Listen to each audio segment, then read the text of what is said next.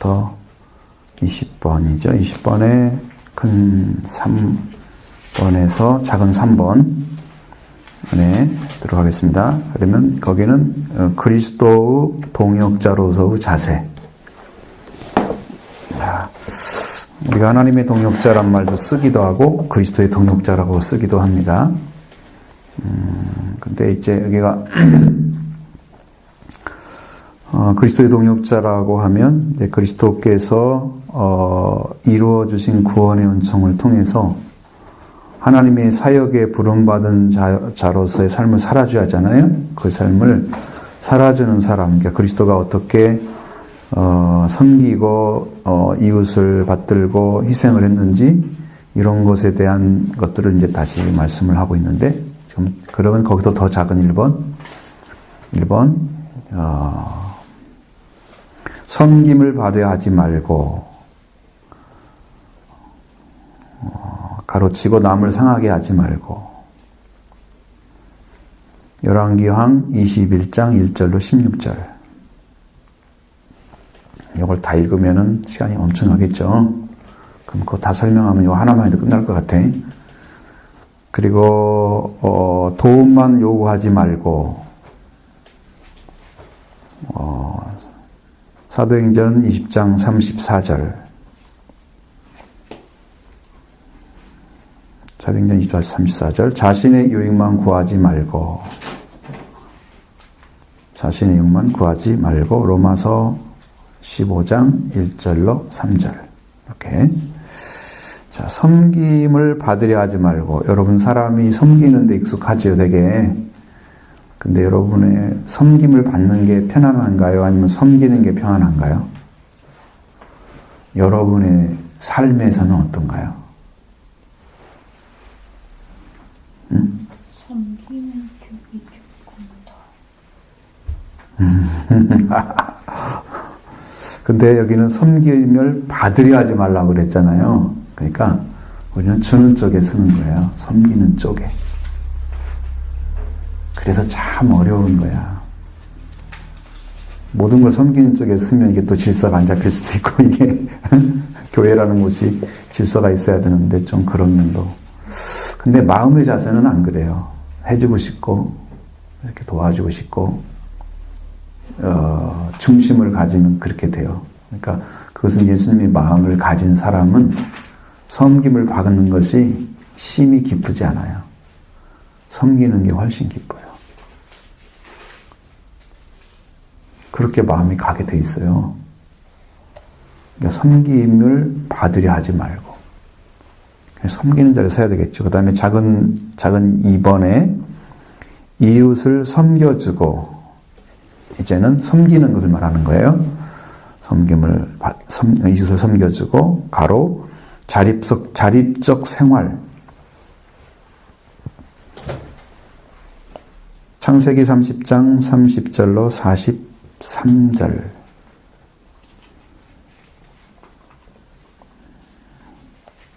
자, 도와주려면 뭐가 필요해요? 실력이 필요하죠. 그래서 도와줄 실력을 확보하여 창세기 18장 7절 7 창 18하고 땡땡하고 7 이렇게 그 다음에 도와줄 대상을 찾으라. 도와줄 대상을 찾으라. 창 18, 1로 9. 이렇게. 자, 대상이 이제 이웃을 섬겨주라고 하는 겁니다. 이웃을 섬겨주라고 하는 거죠. 그러니까 섬김의 대상은, 우리 가족도 될 수 있겠지만, 이웃이란 대상이, 가장 가까이 있는 사람들 다 이웃이잖아요. 그렇죠? 가장 가까이 있는 사람들 다 이웃이에요. 우리의 개념은 이웃은 가족을 빼놓은 개념이 대체로 가족은 이웃의 개념으로 안 들어가죠.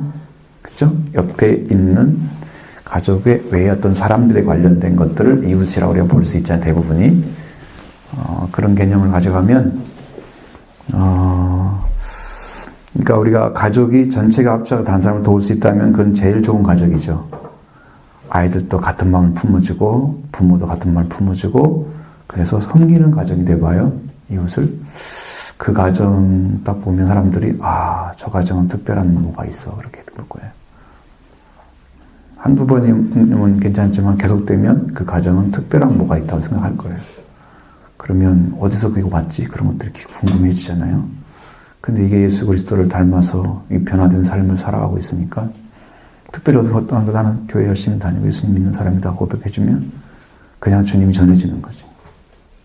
그 아름다운 선행이 사람의 마음을 움직이는 거란 말이에요. 사실은 우리의 삶이 전도가 돼야 되는 거지 말로는 전도하고는 되는 게 아니잖아요. 세상이 왜냐하면 믿지 못할 게 너무 많잖아. 세상의 흐름이라는 존재들이 말은 너무 잘하는데 생활은 전부 거짓된 것들이 많기 때문에 그럼 신앙을 제대로 살려면 변화된 삶을 살아줘야 되는데 흉내를 내가지고 한두 번 해가지고 그거 그냥 사라지면 그건 누가 믿어주겠어요? 그렇죠? 네. 그냥 내 안에서 우러러 나오는 저절로 주님 안에서 얻어지는 그런 삶이 딱 나오면 그런 사람들이 알아보는 그 시각은 저 사람은 변함이 없네. 저거 어떻게 저거 할 수가 있는 거지? 예수님의 마음이구나. 섬김의 마음이 왔구나. 그렇게 받아가야죠. 그래서 생활화되어지고 성품화되어진 그런 섬김. 그것이 이웃을 섬기는 거다. 이제 그런 것을 우리가 학생한테 예수님이 섬김이 그런 섬김이라고 보면 돼요.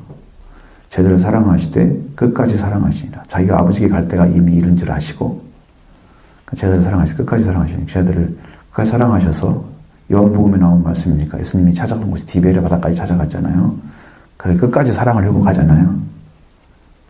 베드로를 만나서 끝까지 사랑하신 것이 맞죠? 사도행전이 아니고 요한복음의 일률적인 것은 요한복음 21장에 따뜻하지만 거기에 정확하게 나온단 말이에요. 끝까지 사랑하신 게 맞아요. 근데 그렇게 사랑이 이루어진다. 그러니까 변함이 없어야 되는 거지, 사랑은. 감정적인 것은 변하잖아요. 감정적인 건 변해요. 뭐 어느 때는 기분이 좋아가지고 막 좋다가 어느 때는 비뚤어져갖고 막 금방 다르다고 저 사람 믿을 수가 없어 이러면 이렇게 하면 예수 믿는 사람들이 변덕이 심하구나 그렇게 평가할 거 아니야. 그러니까 변하지 않는 신앙, 성장하는 신앙은 변하지 않는 신앙이죠. 성장하지 않는 신앙은 변하는 신앙입니다. 반대로 되는 거죠. 영적으로 변화가 안 되니까 변질된다는 얘기예요.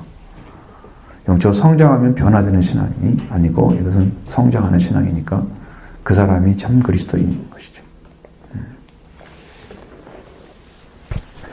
그 다음에 작은 장 3번에 희생을 두려워 말라.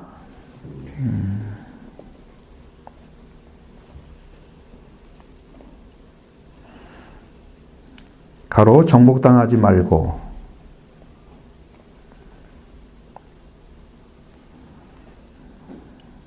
유다서가 21장이 없는 것 같은데 21절 유다서 21절인가요? 21절인 것 같아요. 이 말씀은 유다서는 1장밖에 없으니까 그냥 절로만 써도 상관없어요. 그 다음에 선으로 죄를 이기라. 고린도후서 10장 5 고 10장 5 희생을 두려워하지 말라고 하는 것은 우리가 희생이라는 것들이 상당히 자기에게는 불리하거나 부당하게 느껴질 때가 있잖아요. 일방적으로 줘야 되는 것들. 근데 그런 생각을 앞서오면 누가 뒤로 가냐면 예수님이 뒤로 가요. 근데 내가 주님께서 주신 대로 나도 희생을 한다 그런 마음을 가지게 되면 예수 그리스도가 앞에 가죠. 그래서 주님이 드러나게 되는 거예요. 그런 마음을 가지게 되면 우리가 희생하는 것에 대해서 부당하거나 불이익을 갖는 거나 이런 생각 안 해요. 행복하게 느껴지면 되는 건데 그것이 이제 영적인 만족이 있어야 되는 거예요. 우리의 만족은 하나님께로 나온 것이다. 그렇죠? 그러니까 만족이 하나님께로 나온 사람들은 거기에 부당한 느낌을 안 가져요. 당연히 할 일을 한 거다. 뭐 예수 그리스도가 우리를 위해서 수고한 것이 예수님 자신은 몸을 찢고 피를 흘려야만 되는 그 제일 부당한 거죠. 목숨 바치는 것까지. 근데 주님은 그걸 어떻게 받아들이셨을까? 어떻게 받아들이면 자기를 찢으면서도 그 기쁨으로 줄 수 있을까라는 거. 그래서 섬기는 자로 계시는, 섬기는 자로서의 삶을 살아가는 건, 그것은 우리를 다 영접을 했기 때문에 그렇습니다. 어떤 죄이든지 다 영접하고 사랑하기 때문에. 그 사랑은 생명을 가진 자의 사랑입니다. 이 땅에 부모가 자녀를 태어나게 했기 때문에 부모의 사랑이 있잖아요. 생명을 준 사랑이잖아요. 목숨을 나눠준 사랑이죠. 근데 하나님은 영원한 생명을 가진 사랑을 가졌기 때문에 그런 사랑을 가진 분은 그렇게 합니다. 자기를 주어도 생명 바쳐도 아깝지 않습니다. 우리도 예수님 안에 생명을 얻어서 사랑을 회복한 사람은 나를 다 내어줘도 아깝지 않습니다. 그래서 성경에 뭐라고 그래요? 서로 형제를 위해서 목숨을 버리는 게 마땅하다. 하나님의 사랑을 입은 자는 그렇게 되는 거예요. 그래서 예수 그리스도 안에 들어온 사람이 이게 가질 수 있는 사랑이에요. 그게 이제 희생으로 나타나는 거예요. 희생으로. 나는 일방적으로 주고 다른 사람은 뭐 어떻게 하든지 상관없어. 자, 예를 들어서 예수님이 우리를 위해서 목숨을 바쳐서 우리한테 요구하는 게 뭐예요? 여러분한테 뭘 요구를 했어요? 내가 네 목숨 나한테 내가 또 위해서 바쳤으니 너는 목숨 바쳐라. 여러분, 근다고 내가 목숨 나도 바칠게요. 그런 사람이 있어요? 없잖아. 언제 그래요? 언제 바칠 수 있어요? 언제 주님을 위해 쓸 수가 있어요? 자기 자신을. 주님께서 주신 은혜가 내 안에 이루어지면 그때는 그냥 주님의 은혜로 이루어지는 은혜 때문에 내가 그 일을 할 수 있는 거란 말이에요. 예를 들어서 양과 염소에 비해서 양은 어떻게 해요? 다 주잖아요. 헐벗을 때, 배고플 때, 병들었을 때, 옥에 갇혔을 때 다 찾아가잖아요. 내가 언제 했습니까? 라고 하잖아요. 나는 한 적이 없는 것 같은데. 나는 그냥 삶을 살았을 뿐이야. 은혜 받은 대로 살았을 뿐이야. 나는 더 한 것이 없어. 그런데 주님은 지극히 작은 형제에 나게 한다. 그럼 주님은 다 기억하고 계신단 말이에요. 주님 올 때는 한 건데 나는 한 것이 없어. 그렇게 해서 되어버리는 거지. 그래 나는 준 것이 없는 것 같은데 사실은 받는 사람한테는 엄청난 것이더라. 주님은 그걸 다 받으시고 계셨던 것이지. 저를 보고 계셨던 거지. 그러니까 엄청난 은혜지. 그러니까 우리가 희생이라는 것은 그렇게 그냥 주어지는 것들, 그걸로 감사가 되고, 내가 받았으니까 나는 그냥 받았으니까 주는 거고, 충만하니까 나눌 수 있는 거고, 그렇죠? 바닥인 사람이 자기 기름도 모질리는데 딴 사람 따라주면 어떻게 되겠어요? 둘 다 모질리겠죠? 그러니까 은혜가 충만하면 나눌 수 있습니다. 근데 충만하지 않을 수가 없는 게 하나님 안에 충만함이 있단 말이에요. 성령도 하나님 안에 충만함이 있단 말이에요. 나눠주면 하나님이 주시는 거지. 응? 은혜를 나누면 하나님께 은혜를 부어주는 거지. 그러니까 충만할 수밖에 없는 거예요. 그러면 은혜 받은 사람은 계속해서 말씀을 나누고 하면 여러분이 은혜 받게 돼 있어요. 이게 계속 들어가면. 성령도 역사하고 말씀도 계속 역사하거든요. 그렇게 말씀을 듣는 것도 행복한 거고 복 받은 거예요. 응? 그거 왜 없어요? 여러분 줄 수 있는 게 없어요. 내가 모자라는 뭘로 줘요? 채울 수가 없잖아. 왜? 내가 하나님께 받아야지 채워주는 거죠. 상대방을. 받을 사람 받지도 못하는데 누굴 채워줘. 자기 일의 영향식도 부족한데. 그렇죠? 한 번 먹고 가는 것도 끝났는데. 그러니까 여러분 희생하는 사람들은 받아야 준다. 응? 하나님께 받은 걸 나누는 거예요. 하나님의 사랑을 받았기 때문에 이웃을 사랑하는 거예요. 응? 받았기 때문에 주는 거예요. 그러니까 하나님의 은혜를 받는 것이 먼저다. 그렇게 해서 희생을 두려워하지 말라. 항상 채우라. 충만하라. 근데 그걸 지금 말씀하고 있는 거고요. 자, 큰 4번으로 넘어가겠습니다. 4번. 예수를 다윗의 자손으로 만남. 참 놀라운 것이죠, 이게. 예수를 다윗의 자손으로 만남. 마태복음 20장 29절로 34절.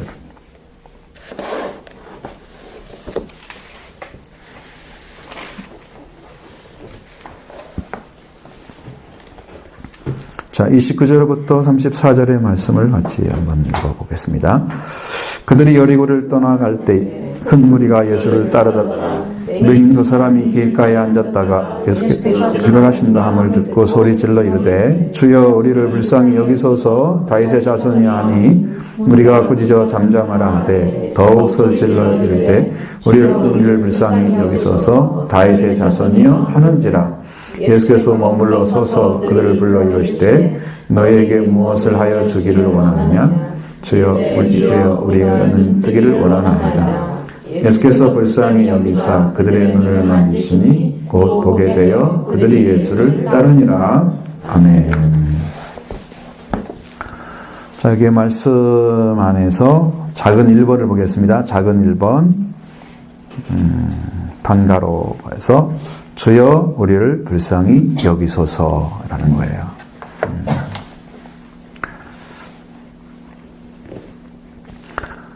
자, 하나님께서 보내신 예수 그리스도는 다윗의 자손으로 오셨습니다. 성경에 사무엘하 7장에 나와 있는 다윗 자손. 그분이 솔로몬을 이야기하는 것처럼 보여지지만 그 솔로몬의 후예가 예수 그리스도를 가리키는 거예요. 왜냐하면 다윗의 약속했으니까 다윗의 바로 후손으로 들어야 되는 것처럼 생각하지만 다윗의 후손의 맨 마지막 주자가 그 끝이에요. 거기가 약속이 이루어지는 곳이에요. 그래서 아브라함 다윗 자손이야. 아브라함의 약속도 예수님 통해 이루어지고 다윗의 약속도 예수님 통해 이루어지고 그게 마지막 자손이 끝인 거예요. 거기가 종착점이에요. 약속의 종착점. 다윗 자손이라고 했으니까 다윗의 모르는 유대인들은 없겠죠. 그러니까 그 다윗의 자손이란 말이 그렇게 중요한데 예수 그리스도를 우리한테 주신다. 만나게 하시죠. 자, 여리고를 지나가실 때에 두수경이 예수님이 지나가는 것을 소리한다는 이야기를 듣고 그게 소리 지르고 도움을 요청했다. 예수님이 지나가신다는 말을 들었는데 그들은 도움을 요청하는데 그들이 뭐라고 그러냐. 길가에서 예수님을 기다리고 있었고 예수님을 만나서 복을 받으려고 하면 예수님이 다니는 곳에 있었다는 거죠. 만날 수 있는 곳에 만나야 되잖아요. 만나지 못할 곳에 서가지고 만나기를 원하지 않잖아요. 여러분 무슨 일을 하더라도 꼭 사람들이 많이 다니는 곳에 이렇게 뭔가 장사가 차려져야 그 일이 되는 것처럼 예수님이 다니시는 곳에 가야 우리도 만날 수가 있는 거죠. 예수님 만나시는 곳에 가려면 만나려고 하는 마음이 있으면 예수님이 잘 다니시는 곳에 있어야 된다는 거예요. 처음에 갈 곳이. 그 다음에 이제 그것을 예수님 나타나시는 곳에 거기에서 그 만남을 가져야 되는 그것이 바로 모임이고 예배 공동체라고 하는 거예요. 예수님이 오셔서 말씀하시는 곳, 만나주시는 곳, 거기가 예배 공동체예요. 그곳에 가서 계시면 만날 수 있는 길이 열어졌네. 물론 준비가 돼 있어야 되지만 그것은 우리가 사모함을 가지고 와도 거기에 일정 부분은 만날 수가 있습니다. 사모함만 가지고 와도 영적으로 딱 준비되어 있으면 한 번 만나겠죠. 주님이 성령을 일하셔서. 그래, 저기서 보면 주여 우리를 불쌍히 여기소서. 다윗 자손이여 이렇게 말을 합니다. 그러니까 우리가 꾸짖어서 잠잠하라 하되 더욱 소리질러 이르되 주여 우리를 불쌍히 여기소서. 다윗 자손이여 하는지라. 여기서 지금 보면 계속 다윗의 자손이라는 말을 쓰고 있습니다. 자, 이것이 이제 중요한 거죠. 다윗 자손이라는 사실을 알기 때문에 부르짖을 수가 있었던 거예요. 다윗 자손이라는 때문에. 다윗 자손이라는 것도 하나의 메시아의 칭호입니다. 메시아를 다른 이름으로 부를 때 칭호입니다. 그래서 예수님이 멈춰 서는 거예요. 자기를 부른 걸 정확히 아신 거예요. 내 이름 안 부르는데 다른 이름 불렀는데 내가 그라고 인정할 수 없잖아요. 예수의 나를 불쌍히 여기소서. 그런 말이 되지만 다윗 자손 나를 불쌍히 여기소서. 그건 예수님 멈출 리가 없잖아요. 자기를 부르지 않았다면. 그런데 그 다윗 자손이라는 부름이 예수를 불렀다는 걸 예수님 알고 계시는 거예요. 그래서 멈추시는 거예요. 근데 이 사람이 요구하는 것은 자기를 불쌍히 여겨달라는 거예요. 자기를 불쌍히 여겨달라. 이게 이제 여러분의 신앙에서 아주 중요한 단서가 되는데, 신앙에서 여러분이 하나님께 나아가는 방법이 불쌍히 여김을 받는 자리에 서는 것입니다. 그 그 자리에 서서 그 은혜를 구할 때 하나님이 내려주시는 거예요. 그러니까 대부분의 신앙인들의 모습은 주님이 우리를 불쌍히 여겨주시는 것보다도 그냥 나의 선자리에서 그냥 은혜 받기를 원하는 그런 모습이에요. 그런데 그러면 가난한 심령이 아니고 요청하는 심령이 아니기 때문에 주님이 부어주셔도 그 이상 받지 못해요. 그 마음의 자세가 조금 준비된 만큼만 좀 느끼고 말아요. 그런데 요청하는 심령이 분명하게 그 불쌍히 여김을 요청하는 심령으로서, 가난한 심령으로서 그가 그 은혜를 부어주기를 고대하고 찾고 있는 심령이기 때문에 그 간절함이 훨씬 강하고 그에게 다가오는 말씀 한마디 한마디가 다르게 느껴지고, 그래서 그 사람은 마음이 딱딱 부딪히면서 계속 은혜의 역사가 있는 거죠. 그것을 찾아내는 사람이 불쌍히 여겨달라고 하는 사람이 되는 건데, 그 사람이 주님이 멈춰서서 은혜를 주시게 되는 거예요. 그 사람에게. 요청하는 사람의 자세는 우리가 야고보서에서 얘기한 것처럼 더 큰 은혜를 주시나니 교만한 자는 거부하시고 겸손한 자는 받으신다. 그래서 겸손한 자리에 쓴 사람이 요청하는 방식이에요. 불쌍히 여겨달라고. 여러분, 자기가 주님과 똑같다고 자리에 선 사람, 그 교만한 사람이 주님께 뭐 달라고 그러겠어요? 자기가 어느 자리에 서야 할지도 모르고 서 있는 사람이, 겸손하지 않은 사람이 예수님 뭐 주세요. 네 교만한 것도 내려놔야지 주지. 왜? 진심이 아니잖아. 달라고 하는 것이. 너가 필요하다고 느껴지는 마음이 아니잖아. 그냥 내가 하던 말처럼 그냥 하는 거잖아. 중심으로 부르지지 않는 신앙이나 기도가 들어질 리가 없거든요. 그러니까 여러분, 마음에서 요청하는 것은 이게 우리 영혼이 받아야 할 소리입니다. 영혼이 하나님께 바라야 할 소리입니다. 불쌍히 해달라는 말은. 거기만 하나님의 그 역사하심이 있기 때문에, 거기만 구원이 있기 때문에, 그 자리에 찾은 사람만. 그게 영혼의 소리가 되어져야 돼요. 여러분의 심령에서 진정으로 부르짖는 소리가 되어져야 돼요. 그 자리를 여러분이 하나님 앞에 겸손하게 찾으시면 됩니다. 그것이 먼저 있어야 되고, 근데 이제 여기서 다윗사손이라고 자꾸 얘기하는 것은 이제 예수 그리스도를 누구로 지금 인정하고 있냐면 왕으로 인정하는 거예요. 왕으로. 사람 보기에는 하찮은 소경에 불과한 사람이 예수님을 왕으로 인정한 거예요. 다윗 자손이라고. 주님은 이미 아셨어요. 그래서 딱 멈추는 거예요. 사람들은 조용히 하라 시켜하지만 주님은 멈추시는 거예요. 사람들이 뭘 알아요? 예수님이 아시지. 모르는 건 모른다고 해야 되는데. 그 다음에 작은 2번, 무엇을 하여 주기를 원하느냐? 그러니까 뭐예요? 그 다음에 눈 뜨기를 원하나이다. 무엇을 하여 주기를 원하느냐? 그리고 눈 뜨기를 원하나이다. 지금 이제 예수 그리스도가 무엇을 하여 주기를 원하느냐고 지금 기회를 주었잖아요. 그때 그 사람은 그 기회를 잡고 그때 이야기를 해야 돼요. 여러분도 기도할 때 응답이 딱 와서 마음에 확증이 딱 되면 그때 더 요구해야 돼요. 내가 여기 와가지고 기도했을 때 하나님께서 사무엘상 3장 5절인가 그 말씀 보면 솔로몬에게 하신 말씀, 내가 너를 위하여 무엇을 줄고 내게 구하라 그러셨어요. 그래서 하나님, 그게 무슨 말이에요? 도대체 나한테 뭘 주겠다는 거예요? 구하라고 하셨잖아요. 주세요. 나한테 내가 그렇게 기도를 했어요. 그랬더니 하나님께 시편 2편 6절부터 9절의 말씀 딱 주는 거예요. 그거 너무 넓어요, 범위가. 내가 한 왕을 시온에 세웠다 하시리로다. 그래가지고 쭉 하면서 내가 오늘날 너를 명하노니 오늘날 내가 나왔다. 내가 앉는 곳을 모두 너에게 소유로 주겠다. 땅을 문소유로 주겠다. 그래 약속하시고 그 다음에 철장 권세를 가지고 다스릴 거다. 이유가 딱 약속을 주시는 거예요. 그래. 아니 그 중에서 뭘 얘기하는 거예요? 딱 또 물어봤어. 그랬더니 6절이야. 그래서 약속을 받은 거예요. 내가 시온에 한 왕을 세우겠다. 그것은 우리가 전통적으로 볼 때 메시아를 가리키는 거예요. 그게 그리스도를 가리키는 거예요. 근데 나에 대해서 약속을 했어요. 하나님께서. 정확하게 물고 들어갔어. 그렇게 기도를 해야 되거든요. 그 내가 이제 어디서 공부를 해가지고 왔는데 그게 맞아요. 그렇게 하는 것이 맞는 것 같아. 그래 해보니까 그게 됐어.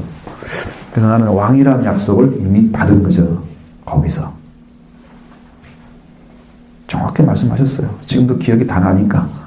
그대로 내가 어디 가서 다 증언을 똑같이 할 수 있는 것은 받았기 때문에 할 수 있는 거지. 그냥 지어냈다면 이리로 갔다 그럴 거예요.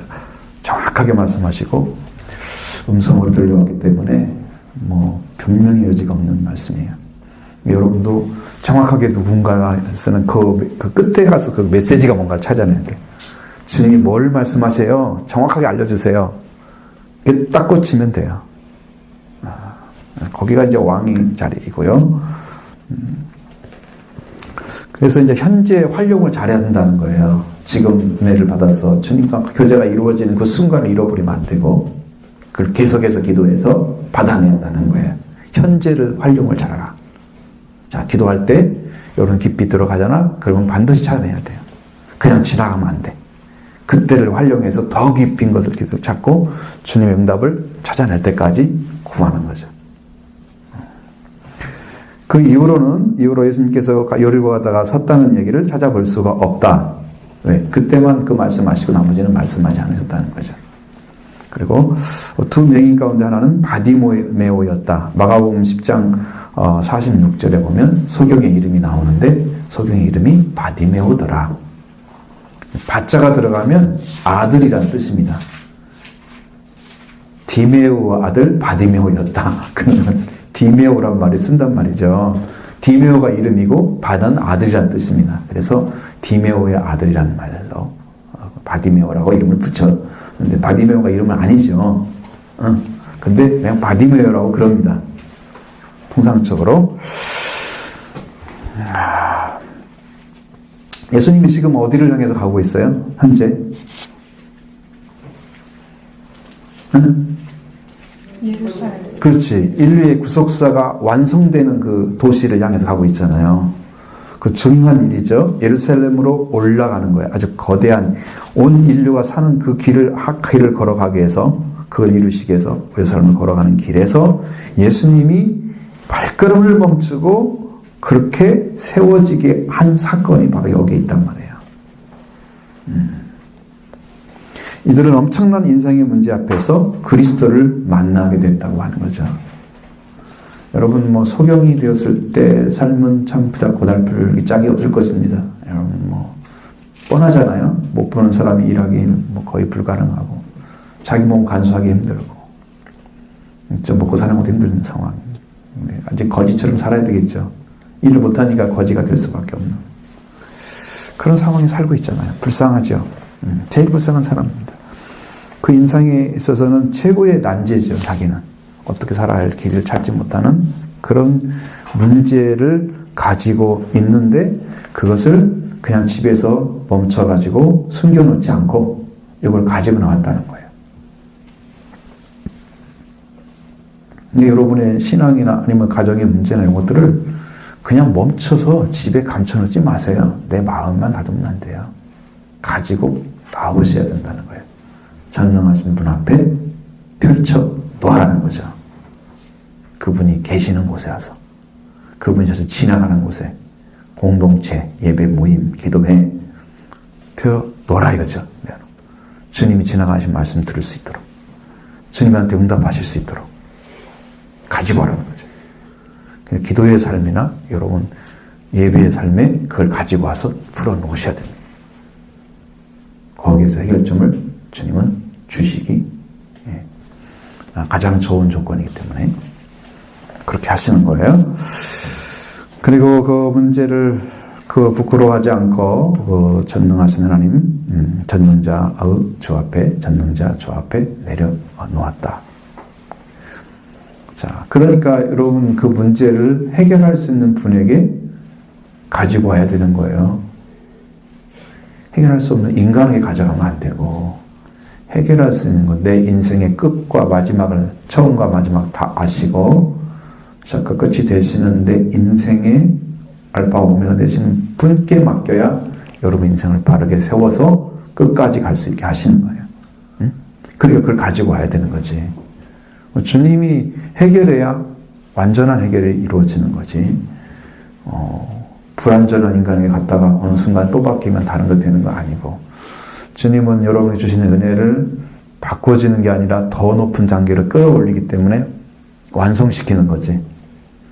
사람은 조금 줬다가 또 바뀌면 상황이 바뀌었네. 인간은 해결점이 없는 거예요. 완전한 해결점이 없는 거지. 그러나 하나님은 더 높은 자리를 주시고 더 깊은 자리를 주시고, 그래서 우리 문제를 완전하게 해결하시는 분이기 때문에 여러분 인생은 거기다 맡기셔야 됩니다.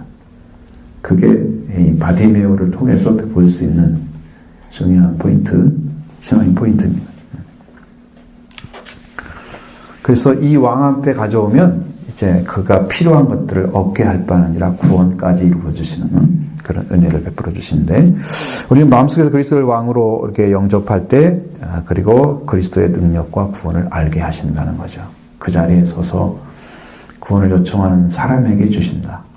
항상 성경에서 말씀하시는 성령 사역 가운데는 가난한 자에게 복음이 전파되며 이런 말씀을 하고 있습니다.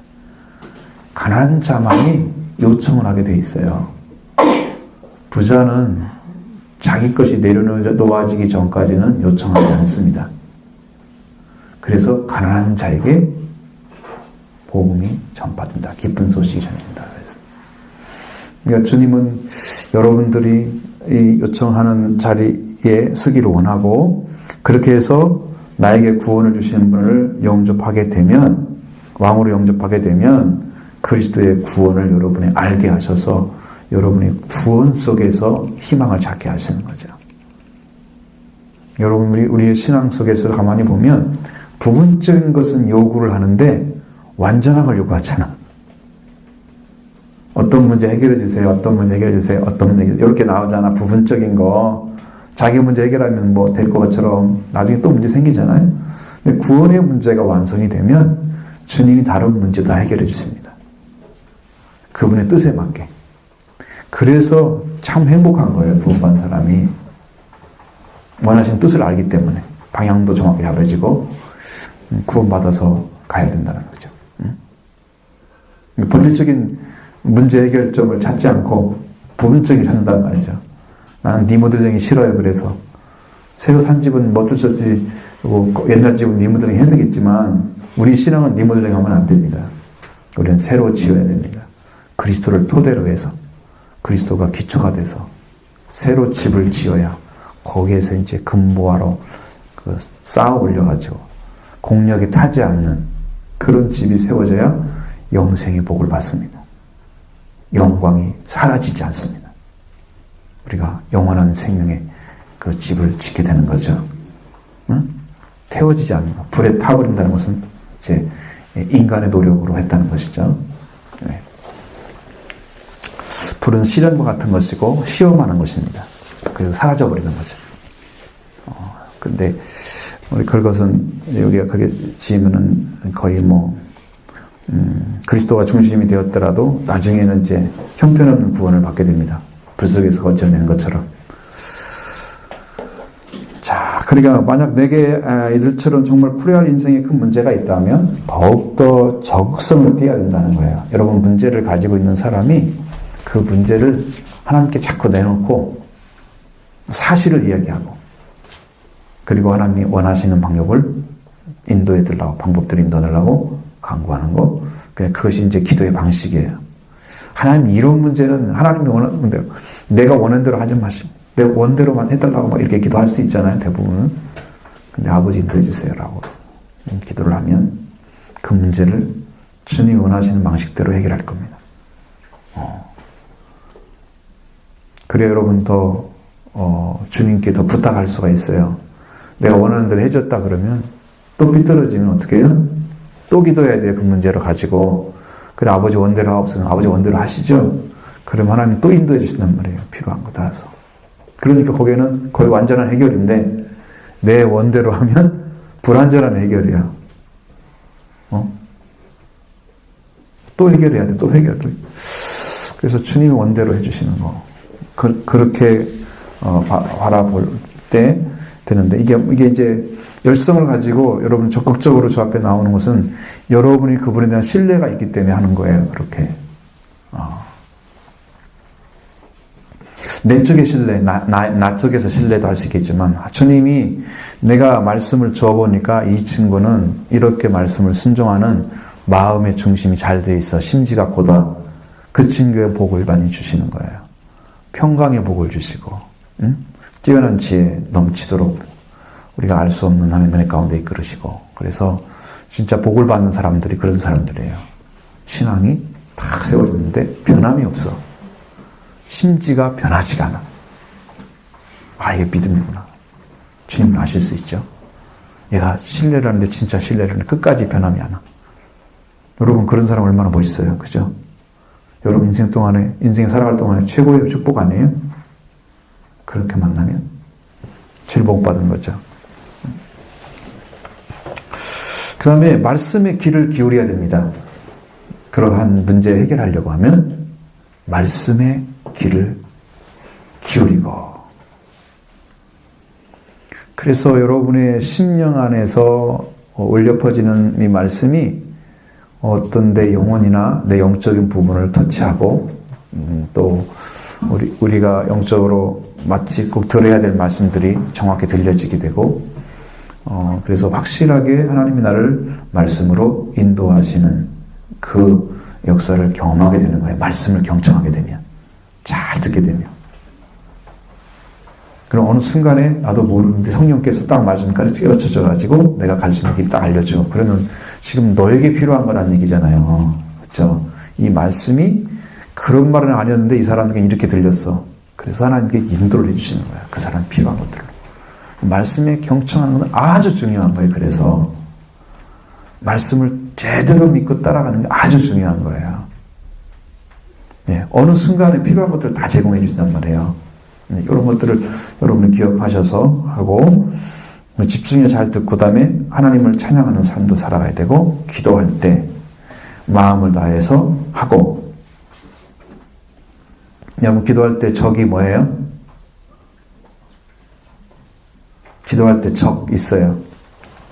뭐가 적일까요?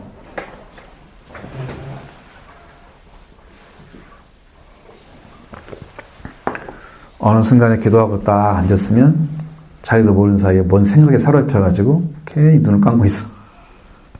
꾸벅꾸벅. 분명히 그러죠. 그게 성령의 역사가 안 올 때, 강하게 안 나타날 때는 반드시 그런 일가 벌어지고, 그러면 내 어떤 생각에 내가 스스로 사로잡혀가지고 그것에 의해서 마음을 생각하다가 그냥 꾸벅하고 존단 말이야. 이게 지금 조롱과 싸움이에요. 기도할 때. 그러니까 성령의 역사, 그때 내가 할 수 있는 방법은 그리스도의 피를 외칩니다. 그러면 잡념, 스톱 딱 하고 다시 기도를 딱 잡죠. 기도줄을. 그리고 주님을 향해서 하면 또 은혜를 주시기 시작합니다.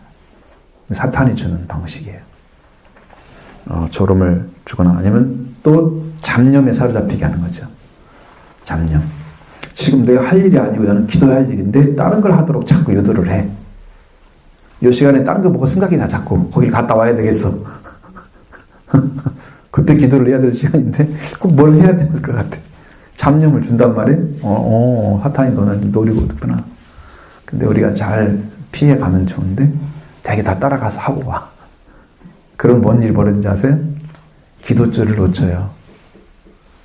그래서 기도를 못하게 하려고 그런 일을 꾸며내는 거예요. 사단의 역사입니다. 사단의 역사입니다. 반드시 와요. 그거 하셔야 됩니다. 그래서 졸음을 하게 하거나 아니면은 이게 마음에서 자꾸 잡념을 주면 이것이 나를 기도를 못하게 하는 거구나. 분명히 사탄이 없어요. 그리스도를 의지하고 보혈을 의지하고 어린 양의 피를 의지해서 딱 쓰면 사탄은 스톱. 피의 권세가요, 모든 죄악을 깨트려 버리는 권세입니다. 그걸 믿으시면 여러분도 승리하는 날마다. 여러분 그 보혈의 피 찬양하는 거에 나오잖아요. 그건 날마다 그 권세가 있어서 승리하게 만듭니다. 그 권세만큼 강력한 능력이 없어요. 여러분 영적인 것은 굉장히 위험합니다. 왜냐하면 영을 컨트롤 쓰는 사람들은 성령을 받은 사람이 컨트롤이 가능합니다. 이렇게 영적으로 잘 가는데 그냥 이 피를 잘 모르는 사람들이 영적인 걸 들어가가지고 여기서 사탄에게 많이 속아 넘어가요. 그래서 우리가 이 거짓 선지자가 항상 나오면 마태복음 7장에 딱 나오잖아요. 거기에 보면은 선지자의 역할도 할 수 있는데 그렇게 말씀도 받고 막 다 귀신 쫓은 능력 행하는 그런 일이 벌어지잖아요. 영들 쫓아내고. 그런데 자기가 주님을 모르는 자리에 서서 일할 수도 있단 말이죠. 주님을 모르는 자리에. 그건 뭔 말이야? 가짜인데 자기는 진짜처럼 믿었다는 거예요. 그 영적인 게 위험하잖아요. 그걸 구분하지 못하기 때문에 가는 거잖아요. 그러니까 여러분, 그러니까 보혈의 능력이 오면 그게 다 구분됩니다. 그러면 가짜인지 진짜인지 보혈만 던져보면 압니다.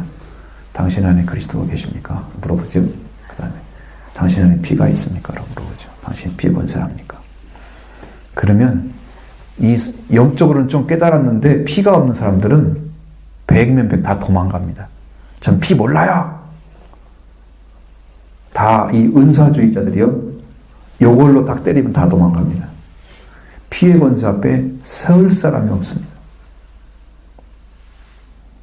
그리스도의 능력, 권세, 그게 아들의 권세입니다. 나는 그걸 지금 사용하려고 합니다. 물어볼 거예요. 아들의 권세. 내 안에 피 있습니까? 물어볼 거예요.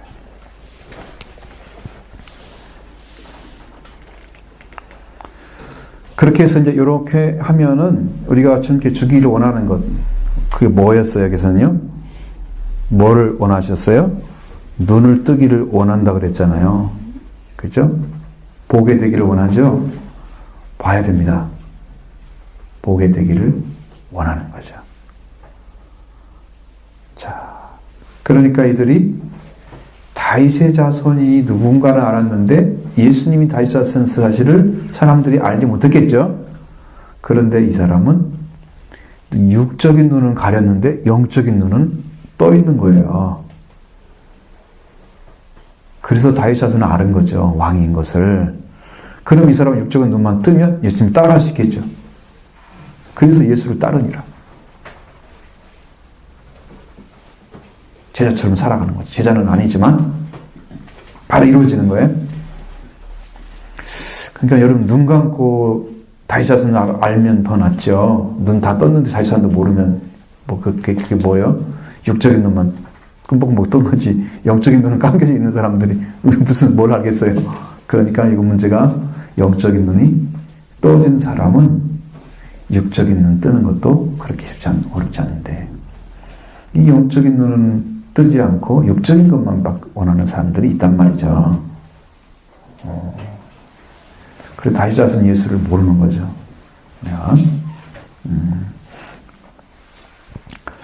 자, 그 다음에 3번, 작은 3번이 뭐냐면 민망히 여기사 저희 눈을 만지시니 곧 보게 돼요. 여기는 뭐라고 돼 있어요? 그들을 불쌍히 여기사 그들의 눈을 만지시니. 민망이란 말은 옛날 성경에 나온 말이야. 이것은 옛날에 불쌍히 여기사 그들의 눈을 뜨게 하셨다. 뜨게 하시니 곧 보게 저의 눈을 만지시니 곧 보게 되어. 여기는 뭐라고 되어 있어요? 곧 보게 되어 맞죠? 거기 되어 있습니다. 민망히 여기서 바꾸면 됩니다. 그래서 모든 것을 다스리는 왕 되신 주님은 이들을 어둠의 병, 괴로움의 병을 고쳐주심으로 그게 자기가 생명을 다스리는 왕이심을 나타내셨습니다. 그러니까 오늘 우리한테 오셔서 주님이 다스려주면 여러분이 지금까지 감겼던 눈도 다 열어주시죠. 예수님이 사역 가운데 뭐가 있어요? 눈먼 자를 어떻게 하신다고? 누가복음 4장 18절로 19절에 보면 그 성령 사역이 나오죠. 주의 영이 성령이 내게 임하셨으니 뭐가 나와요? 그 다음에 이는 가난한 자에게 복음을 그렇지. 전하게 하시려고 내게 기름을 부으시고 나를 보내서 포로된 자에게 자유를 눈먼 자에게 다시 보게 함을 전파하며 그렇죠. 이런 자를 자유롭게 하며 다 나오잖아요. 영적인 것들이 다 해결되는 거예요. 성령 사역, 주님이 성령 사역이 오시면 성령 사역이 눈만 육적인 눈만 뜨는 거 아니잖아요. 이제 그런 역사를 주님이 이루실 것이라는 거죠. 그래서 왕은 백성들을 그들의 죄에서 구원하는 자다. 그들의 죄를 그 백성들을 그들의 죄에서 구원하는 자다. 왕의 역사는 반드시 죄의 문제를 해결하는 게 왕의 역사예요. 여러분을 책임지실 수 있는 분은 여러분을 지극히 사랑하시고 우리 자신보다 우리를 더 사랑하셔서 우리로 영적인 눈을 뜨게 하시고 그래서 살게 하시는 그분이 여러분에게 진짜 왕이신 거죠. 그 예수 그리스도가 여러분의 왕이십니다. 다스리시는 분이신 거. 자, 이들의 눈을 뜨게 한 것은 예수님을 메시아로 믿고 끈질기게 부르짖고 간구하면서 그들을 간구를 해서 그들을 불쌍히 여기신 예수님의 깊은 사랑 때문에 이게 이루어진 거예요. 그들은 이미 눈 뜨고 있었죠. 눈 뜨고 있었고요. 그리고 이제 메시아로 믿고 그분이 부르짖었기 때문에 거기서 눈이 열려지게 됐다는 거예요. 옛날에는 여호수아가 여리고성을 떠나서 가나안대로 진격할 때 여리고는 초토화되었죠. 이게 이제 말씀의 눈이 떠지면 여러분을 가렸던 것들 싹 제거해 버립니다. 여러분이 가는 곳을 막힌 것들을 깨트려 버립니다. 절대로 가만두지 않아요. 여러분이 지지 않도록 도와주십니다.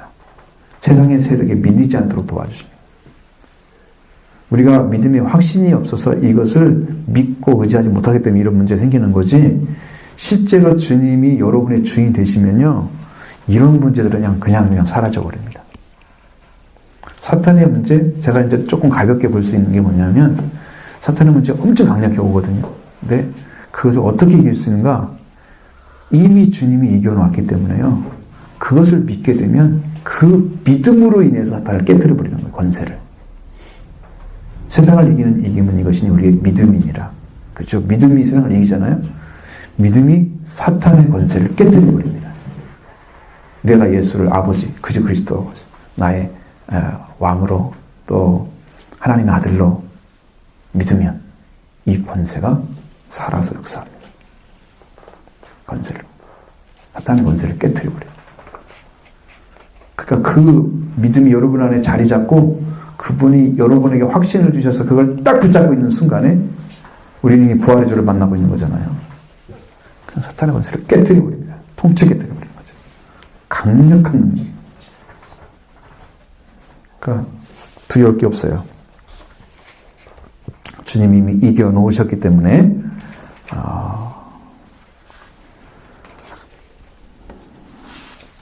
예수님은 이제 이미 천국의 왕으로서 지금 예루살렘을 방문하고 계시는데 거기에서 보면 은혜와 진리와 치유의 능력이 넘치는 여리고 땅이 되어고 있다는 거죠.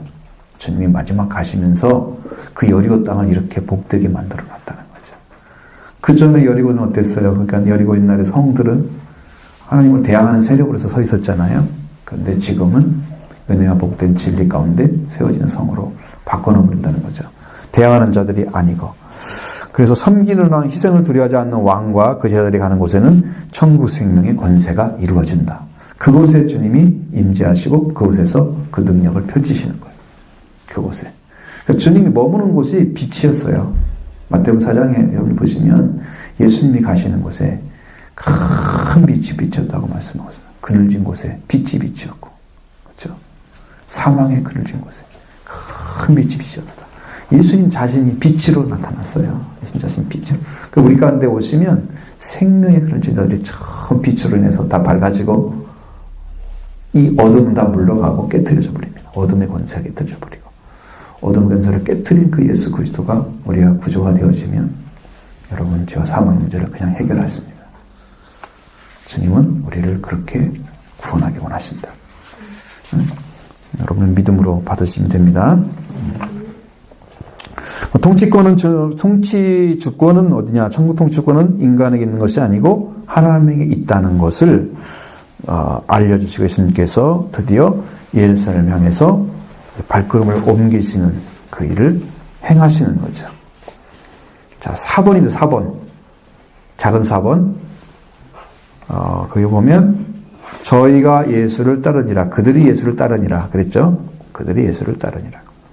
옛날 성경이라 이게 참 옛날 것처럼 자꾸 나와가지고 그거 빼버려야 되겠죠. 자, 예수님의 전능하심을 보고 사람들이 그를 따랐다는 거죠. 그래서 예수님께서 이 세상의 왕들이 그렇듯이 수행자들을 거느렸고 그 모습은 왕의 모습 그대로였습니다. 근데 예수님께서는 인간의 가시된 추종이 아니고 진정한 추종을 받는 진정한 왕이셨다는 거예요. 이게 아니면 다른 사람한테 보여주기 위해서 거창스럽게 왕이 이렇게 입장하고 해서 등극하시는 모습 보여주고 사람들한테 화려함을 드러내는 그런 왕으로 보이지 않고 진정한 왕으로 가시는 거예요. 제자들보다 그래도 영적으로 제자들보다 주님을 잘 따르고 했던 사람이 있었겠어요? 없었겠죠? 그리고 예수님의 뒤를 따르는 자들보다 예수님도 사랑한 자 없었겠죠? 예수님께서 3년 동안 배운 제자가 훨씬 나았겠죠? 그러니까 예수님을 따르는 자, 진정한 자들이 따라간 거예요, 거기는. 그러니까 왕인 거죠, 진짜. 그냥 내가 높은 자니까 넌 날 따르라 해가지고 군사를 막 모집해가지고 달려오는 그런 분들이 아니야. 예수님은. 그 왕의 모습은 진정한 자들이 따라야 왕의 모습인 거예요.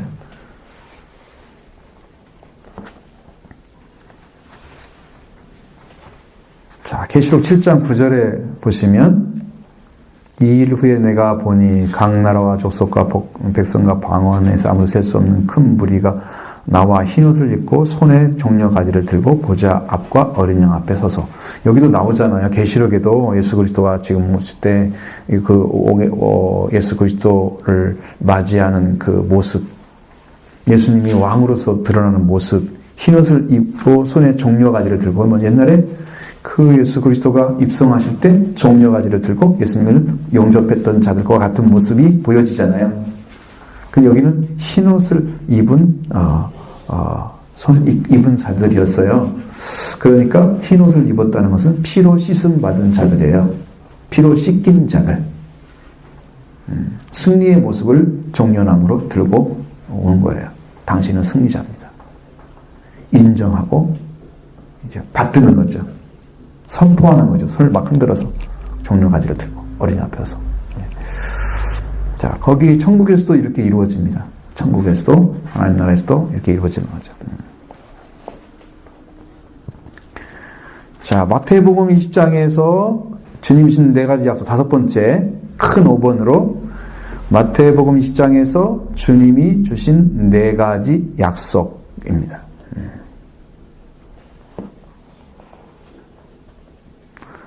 작은 1번, 내가 너를 필요로 한다. 포도원에 들어가서 함께 일하자. 그게 뭐예요? 주님이 우리를 필요로 한다는 뜻입니다. 그렇게 우리를 불러주시는 거예요. 내가 너를 필요로 한다. 포도원에 들어가서 일하자. 라고 우리를 불러주신다. 주님과 함께 일하는 게 가장 큰 행복입니다. 주님과 함께 일하는 것이. 그래서 여러분 본질적으로 주님과 함께 일하지 않는 것들은요 고달파요. 즐겁지 않아요. 왜냐하면 주님이 너에게 주시는 그 마음이나 사랑이 너무 완전하기 때문에 그 마음을 느끼면 안심이 되는데 이 사람들의 생각은 아니거든요. 좀 부딪히고 싸우고 이럴 수가 있어요. 그런 것들이 다 사라져버려요. 주님 안에 딱 들어가서 보면 그런 것이 없어. 주님 아니라면. 그래서 내가 염려 걱정할 것이 없어. 순종하는데 좀 진실하면 거짓없이 하면 주님은 우리를 다 영접해 준다는 거. 그래서 아무 문제가 안 생기는 거. 너무 행복한 거예요. 주님 안에 딱 들어가서 순종해 드리면. 자, 너를 필요한다는 것은 포도원에 들어가서 일하자는 거죠. 자, 포도원이라고 하는 것은 지금 주인이 초청하는 천국과 같은 것이잖아요. 그렇죠? 천국은 그 주인이 사람을 불러서 약속하시는 거죠. 상당한 약을 주겠다. 그거와 같다. 포도원과 같다. 그랬어요. 그러니까 천국에 들어가서 일하는 그 영적인 일꾼들이 되는 것은 여러분이 같이 일하자고 부르는 사람에게 해당되는 거다. 중요한 문제. 불러주실 때 갈 수가 있다는 거예요. 들어갔을 때. 포도원에 들어갈 수 있다는 거죠. 거기 놀고 있을 때 사람들이 늦게 온 사람들도 주인이 나가서 보니까 놀고 있게 들어온 거잖아요. 저작거리에서, 시장에서. 그것은 주인의 부름에 따라서 들어가는 거예요. 뭐 시간이 문제가 아니고 주인이 부를 때 가는 거예요. 그래서 예수님이 여러분을 인생 황혼 때 부를 수도 있고 아주 일찍 부를 수도 있고 응? 마지막 때 그냥 부를 수도 있고 어떻게 보니까 주님 만나가지고 돌아가시기 전에 만나가지고 기쁨과 감사가 넘쳐가고 살다가 돌아가시는 분도 있고 옛날에 우리 살았던 우리 거기에 살았던 그 마을에 나로 하여금 나한테는 어머니의 외갓집이니까 그걸 친외갓집이라 그래요. 진짜 외갓집은 아니고 어머니의 외갓집 되는. 근데 거기는 배다른 형제였어요. 그 집은 이 씨고 우리 어머니는 정 씨야. 그러니까 이 씨가 안 맞는데 씨가 안 맞는데 근데 배다른 씨가 다른 동생이었기 때문에 이게 친외갓집이 된 거야. 근데 그 외갓집 삼촌이 굉장히 잘했는데 나중에 이제 병에 걸렸어요. 근데 그분이 매운 것을 얼마나 잘 먹는지를 지금도 기억이 나는데 고추가 우리가 아무리 맵다고 해도 그분은 먹으면 맵다고 안 해. 그렇게 매운 걸 잘 먹는 분이었어요. 그런데 어느 날 교회를 가가지고 정말 어떻게 했는지 주님을 만난 거예요. 이렇게 행복한 걸 내가 처음 알았다야. 나한테 와가지고 고백을 하는 거 내가 믿고 있으니까. 그렇게 좋은 것을 내가 몰랐다냐고요. 그때 행복을 누리며 살고 있는 거야.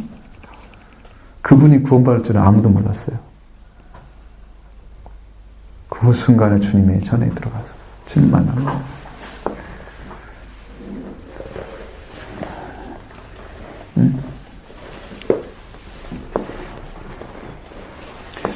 여러분도 구원받기 원합니다.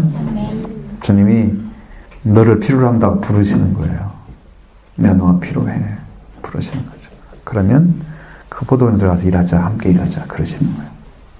자, 그 부름의 소명이 여러분과 함께 하기를 원하고요. 자, 두 번째는 주님은 우리가 십자가 지기를 원하신다고 하는 거예요. 작은 2번. 주님은 우리가 십자가 지기를 원하신다.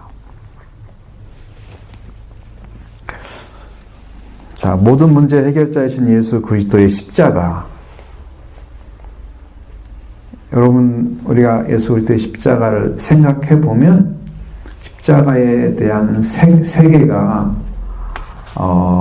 어찌 그 십자가 자체가 여러분 고난이란 것 때문에 마음에서 쉽게 받아들이지 못하는 그 거부감들이 상당히 많아요. 한국 사람들은.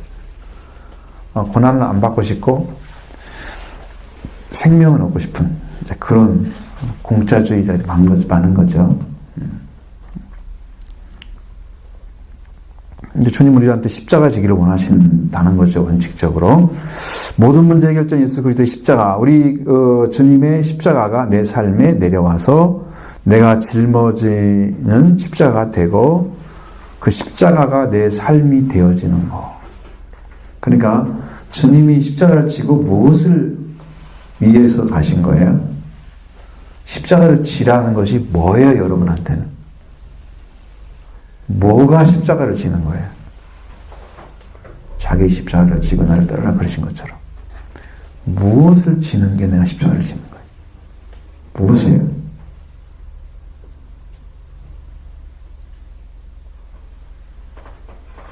제일 쉬운 것은 십자가를 만들어 지고 다니는데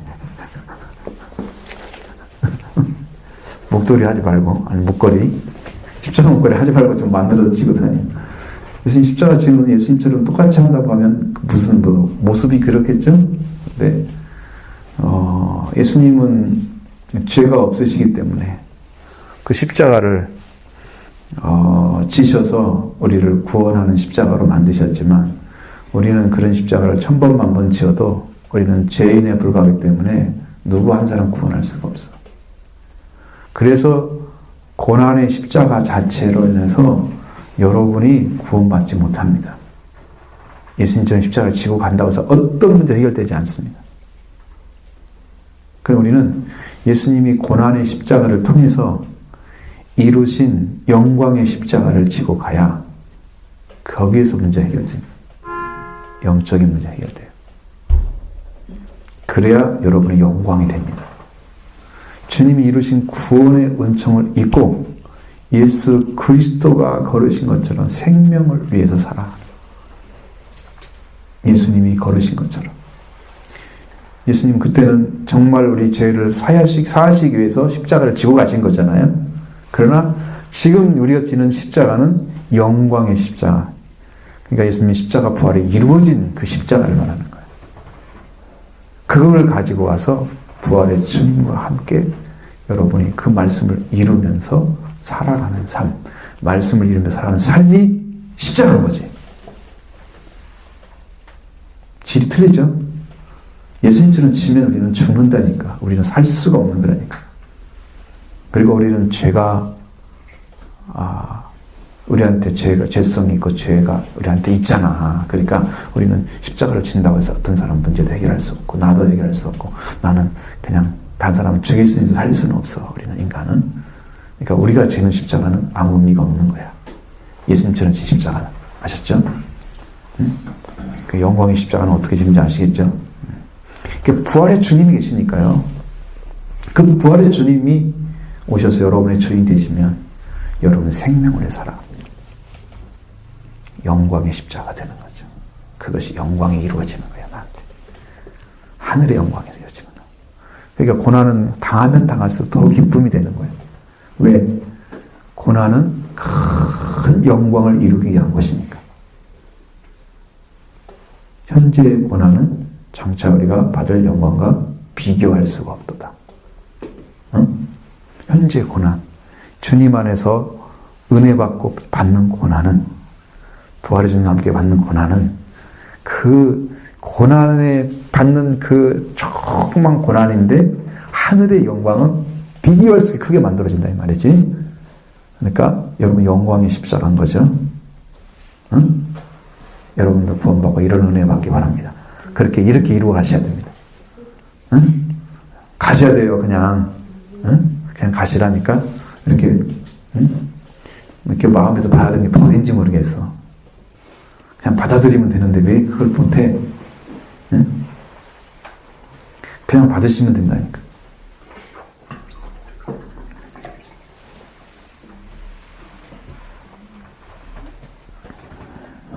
말씀은요, 직진성이 있어요. 여러분들이 그냥 바로 받으셔야 돼요. 기회 놓치면요, 이게 또 언제 들려질 말씀인지 몰라요. 이런 얘기가 또 나올지 안 나올지는 모르잖아. 응?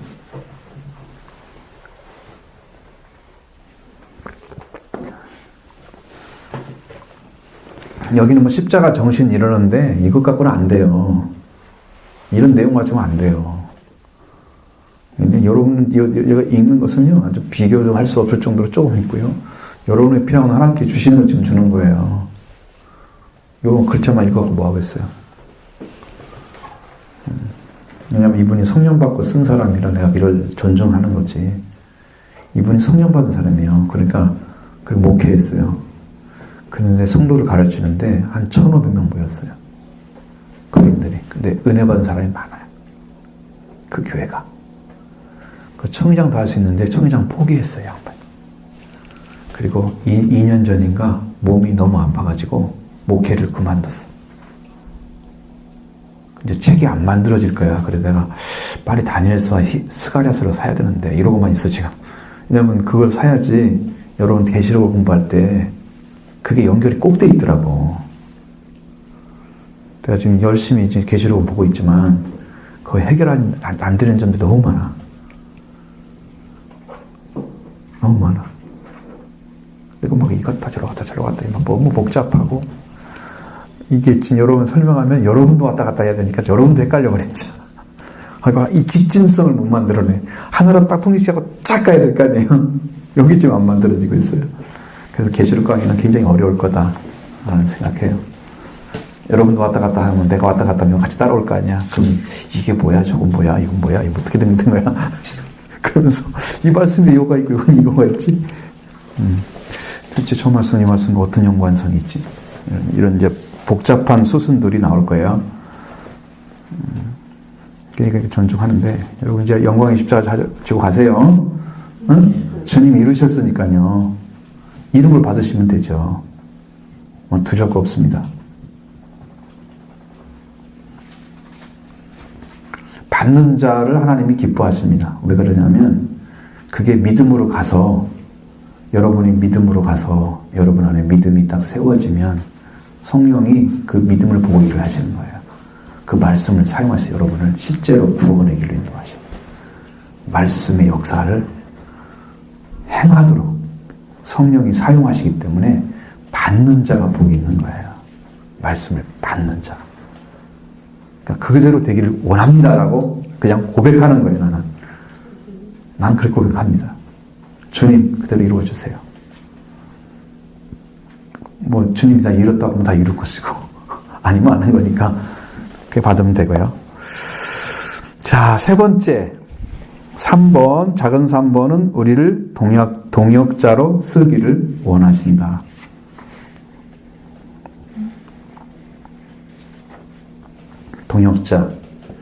동역자는 주님이 뭘 하시는 게 동역자예요?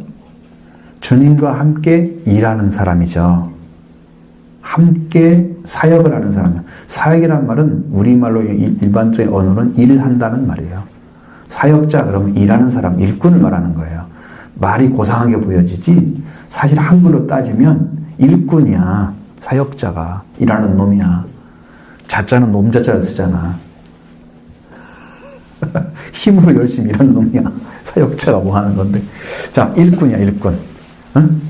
자, 주님의 일꾼이 되려고 하면 주님이 일하는 걸 같이 일을 해줘야 일꾼이 되는 거야. 왜냐면 하나님의 주님의 동역자, 그래 동역자. 그건 나의 동역자면 나를 도와야 되는 거야. 왜냐면 내 일꾼이니까, 나한테 필요한 사람이니까. 내가 주님의 일꾼이라면 주님을 도와야 되는 거야. 목적이 분명해야 돼. 이게 잘못 쓰면은 여러분 전도사들이 가서 딱 일을 하는 거 보니까 대부분 전도사들은 자기 생각이 뚜렷해요. 그래서 목사님 밑에 가서도 자기 목회를 하려고 그래. 목사한테 부딪히고 문제 생기고 이러는 사람들이 상당히 많아. 근데 기독교인 중에서 자기 생각이 너무나 독출나고 뚜렷해가지고 이걸 내려놓지 않고 나름대로 막 주장하고 이런 것들이 너무 많거든요. 교육자석에 들어가면 다 그래요. 거의 대부분들이. 그래야 자기가 가서 나중에 혼자 목회할 때 그걸 할 수 있잖아. 그런 것들이 미리 뭐가 마음속에 막 준비가 된 사람들이 너무 많아. 근데 자기 자리는 지금 부교육자니까 누구를 도와야 돼? 담임 목사를 도와야 하잖아. 그리고 같은 동역자들 옆에 있으면 함께 협력을 해야 하잖아. 무엇을 해야 하는가 같이 목적을 가지고 서로 나누고 그래서 파트가 다르면 당신 일하고 난 일하고 그래서 나름대로 자기 삶을 이렇게 잘 갖추면서 이 목회 전체 안에서 그 한 부분을 맡고 있는 거지. 근데 개인적인 생각이 너무 뚜렷한 사람들 너무 많아서 요게 부딪히는 경우가 상당히 많아. 그럼 동역자가 아니야. 이것은 주님의 일을 하는 게 아니야. 주님의 일이 아니라 자기 목적을 하려고 그래. 그래서 싸움이 되는 경우가 있고. 만약에 여러분들이 평신도 동역자가 된다고 하면 부르심 받아가지고 그러면 여러분 같이 협력을 해줘야 되는 거예요. 하나로 딱 해서 어떤 자리를 내가 서야지 내가 올바른 동역자의 모습이구나. 이걸 알아야 돼. 그럼 내가 주님께서 부르신 일을 나는 시켰어. 나는 이제 종이나 마찬가지야. 주인이시니까. 그러면 주님이 명령하신 걸 잘 행해야 그 사람이 동역자인 거지.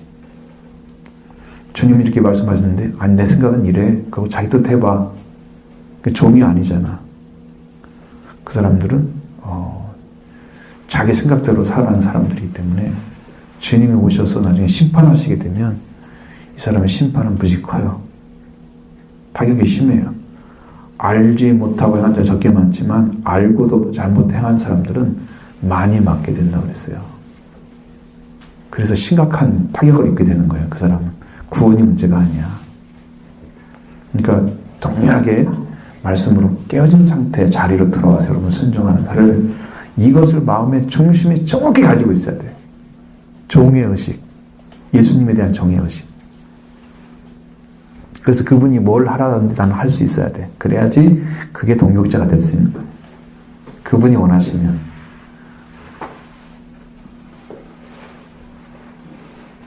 그 불만, 불평이 없어야 되는 거지. 종이 돼가지고 다른 말을 하면 종이 자리는 차지 않은 거죠. 주인이 되고. 자, 큰 네 번째는, 작은, 5번에서 작은 네 번째, 예수 그리스도를 왕으로 만나서 주님처럼 생명 안에서 왕으로 하기를 원하신다. 그렇죠? 예수 그리스도를 왕으로 만나서 주님처럼, 생명 안에서 왕으로 하기를 원하신다. 자, 예수 그리스도를 왕으로 만난 사람들은 자, 예수 그리스도가 왕이듯이 우리가 우리 안에도 생명 안에서 왕노릇 하는 것도 우리가 해야 될 일이에요. 여러분, 생명을 가진 자는 이 땅에서 다른 사람이 가질 수 없는 걸 지금 찾은 거잖아요. 최고의 가치를 찾아냈죠. 예수 그리스도를. 그러니까 그 예수 그리스도를 가지고 우리가 요한계시록이나 딱 보면 예수님의 피로써 우리를 나라와 제사장을 삼으셨다고 말씀하고 있는데 그 나라, 왕국을 말하는 거예요. 그 왕국을 삼으셨대요, 우리한테. 다른 데 보면 왕을 삼으셨다는 말씀도 있어요. 왜냐하면 나라를 삼으셨어? 왕국을 삼으셨어? 근데 우리가 거기 잘못 들어가면 문제가 어떻게 생기냐면 그게 나라를 삼으셨단 말이 왕이 돼야 된단 말이지. 왕국이 됐다고. 왕국은 주님이 다스리는 거, 왕이 다스리는 나라를 말하는 거지. 왕국은 될 수가 없잖아, 우리가. 그러니까 나라를 삼았단 말이 좀 어폐가 심해. 그래서 거기에 안 맞기 때문에 왕들을 삼으셨다. 우리를 전부 다. 예수님의 피로 씻음 받으면 일단 생명이 부활되는 거잖아요. 예수 그리스도 안에서. 그 부활의 주님과 함께 내 안에 말씀이 씨앗 떨어져서 생명이 살아 성장하는 건데 그 예수 그리스도 안에서 이제 생명 얻은 자가 됐어요. 그 사람이 이제 왕의 역할을 시작하는 거예요. 왕의 사역이 시작된 거예요. 그래서 생명 안에서만 왕노릇 할 수 있어요. 생명이 없는 사람은 왕이 될 수가 없어요. 그리스도로 씻음받지 않은 사람은 왕이 될 수가 없어요. 여러분, 그리스도로 씻음받은 자로서 왕이 되는 거. 그래서 주님도 하나님의 생명을 가지고 와서 나는 세상에 너보다 생명의 떡이다. 생명의 빛이다. 예수님이 생명이 되셨잖아요. 하나님 안에 생명을 가져왔기 때문에 생명이신 거예요. 그래서 왕노릇 하신 거예요. 그럼 우리도 예수님 통해서 얻은 생명을 가지고 우리도 주님처럼 왕노릇 해야 되는 거예요. 이 땅에서. 저 밑에 들어가면 안 돼. 우리가 높은 자리에 세워졌는데 스스로 낮추면 안 되는 거지. 나는 내 위치에 서서 나의 맡긴 빛의 사명을 감당해야 되는 거지. 빛을 비춰주고 생명으로 살아가는 삶이 그냥 드러내야 되는 거지. 그냥 드러나야 되는 거지. 이건 나는 아직 부족하니까. 네가 부족할 뿐이지 주님이 부족한 건 아니야. 그래서 예수님만 드러내면 돼. 너는 네가 안 해도 괜찮지만 예수님은 드러나야 돼. 예수님은 숨겨놓으면 안 돼. 빛을 갖다가 비칠 때는 등경 위에 놓아야 되는데 여기 어디다나 평상 아래 말 아래 두면 안 되는 거지. 응? 그러니까 나는 안 들어도 괜찮아. 나는 그냥 말 안 해도 돼. 나는 예수님에 대해서 얘기하면 돼. 내가 만난 주님은 이래. 그럼 주님만 들으면 돼. 너는 어때서? 나는 잘 모르겠어, 그냥.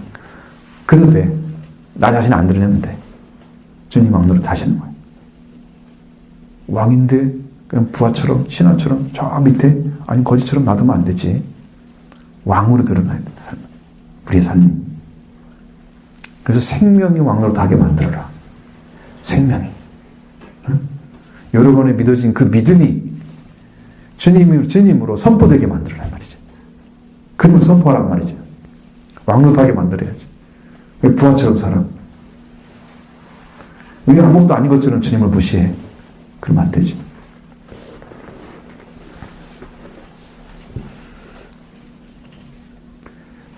이해가 안 되면 빨리 물어봐.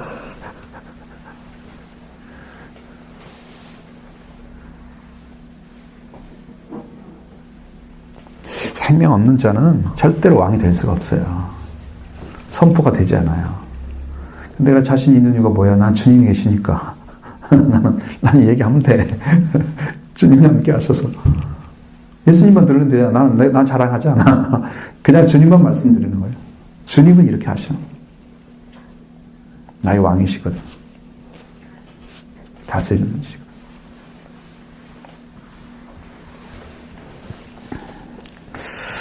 천하를 다스리시고 지배하는 통치권을 갖고 있는 예수 그리스도가 주인이 되면 우리가 이 땅의 주인으로 사는 거다.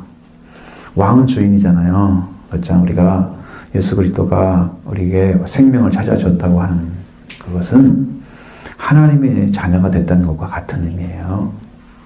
왜냐하면 하나님의 주신 생명을 잃어버린, 그러니까 생기를 잃어버려서 육체가 되어버린 그런 인간은 멸망을 가져왔잖아요. 사망의 왕노릇 하는 사람이었어요. 근데 예수님이 생명을 찾아줌으로써 다시 왕의 자리에 회복시켜 놓은 거예요. 예수님이. 그래서 우리가 통치자로서 왕노릇 해야 되는 거예요. 이 땅에서 주인이 돼야 되는 거고, 그 주인을 모시고 우리를 회복시킨 그 주인, 우리로 완전하게 원래의 왕의 자리를 찾으신 예수 그리스도를 모시고 우리가 통치권을 가지고 이 땅을 다스리는 자가 되어야 되는 거야. 우리는 왕이죠. 예수님이 우리의 왕이 되셨듯이 우리도 이 땅에서 왕노릇 돼야 돼요.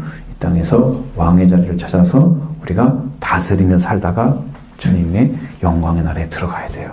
우리는 이 땅에 왕의 영광을 받아가지고 이루어서 그 영광을 가지고 하나님 나라에 들어가면 하나님 나라에서도 왕으로 인정받아요. 이 땅에서 아들이 된 사람들은 아들로 인정받아요. 왕은 너무 높다고 생각하니까 잘 모르잖아. 다 가질 수 있어요? 이미 다 주신 거예요? 여러분 다 주시는 것입니다. 그래서 우리가 어려운 가운데 있고 고난 가운데 있다 할지라도 우리는 스스로 떨지 말고 왕이신 그리스도를 선포하고 다윗의 왕권을 자랑하고 살아야 된다는 거예요. 다윗의 왕권 가졌잖아요. 다윗을 불렀죠. 다윗 자손이라고. 그러면 다윗의 왕권을 가진 왕이심을 선포했습니다. 그렇게 하니까 예수님 멈추셨죠. 우리도 예수님을 증거하면 예수님이 그 안에 계셔서 예수님을 전하십니다. 성령으로. 예수님을 선포하면 주님이 와서 일을 하시는 거예요. 여러분 안에도 와서 일할 때가 올 겁니다. 응?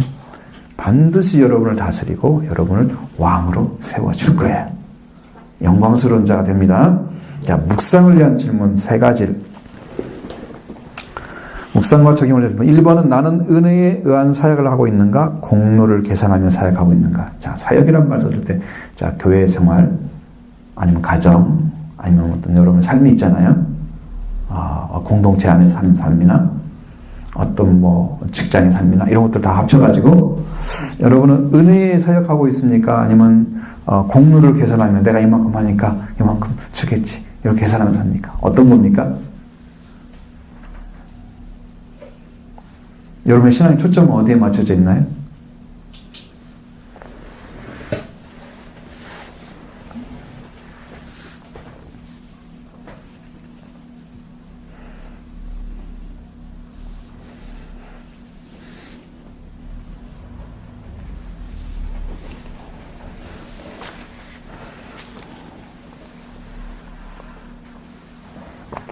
이분이라는 질문은 상당히 개방적인 성도들을 얘기하는 거예요. 생각도 좀 깊고 말씀에 대한 사고력도 높고 이런 것들 좀 요구청하는 거예요. 근데 우리는 그런 생각을 하지를 않아 지금. 뭐 말을 들으면 뭔 말을 해야 되지? 이러고 생각해. 이게 훈련이 안 되었고 그러는 거야. 훈련을 엄청나게 받아야 돼 지금. 탁 하면 탁 나와야 되는데 탁 하면 무슨 생각, 뭘 해야지? 이런 생각이 들면 벌써 이게 탁 막혀버리잖아 앞이가. 무슨 말을 해야 돼? 이렇게. 그게 아니고, 자, 여러분이 지금 말씀을 가지고 지금 살아간다고 생각해봐. 어떤 일을 하고 있든지 간에 살아간다고 해봐. 여러분, 내가 일을 했으니까 나는 공로로 해서 이렇게 살아가면서 내가 이만큼 했으니까 받겠지?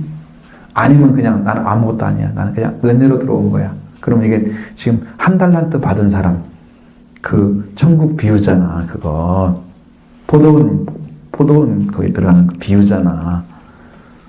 처음에 들어간 사람은 어땠어? 계산했잖아. 한 달란트 받아서는 맨 한 시간밖에 일하는 사람이 한 시간만 나는 많이 주겠지 이러고 했는데 하나밖에 안 주니까 화가 나가지고 막 주인을 쏘아붙이잖아. 이게 공로주의자고,